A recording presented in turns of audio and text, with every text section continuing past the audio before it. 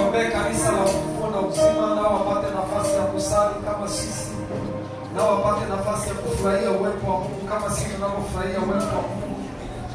Katika jina la Yesu Kristo, ombea hilo kanisa lifunguliwe. Bwana ingilie kati, na wale watu wao wasisali nyumbani tena, nao wapate nafasi ya kuwa kwenye fellowship.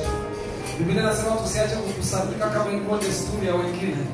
Baba, tunainua mikono yetu kwenye uwepo. Tazama uwepo wako ulivyo mzuri.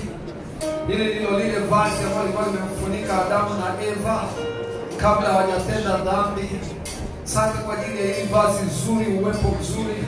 Nasi tukiwa kwenye uwepo tunaomba Bwana kwa ajili ya kanisa la ufufuo na uzima. Naomba nao wape neema ya kufunguliwa ili nao wakusanyike kwenye uwepo kama huu, waweze kukuabudu. Asante Mungu, maana tumetenda muujiza. Nami ninaamini mpaka wiki ijayo watakusanyika wakikuabudu kwa utukufu wa jina lako. Asante kwa uaminifu wako, maana wewe ni Mungu unayetujali, uliyetuita tukuabudu wewe, katika jina la Yesu Kristo. Na watu wa Mungu waseme amen.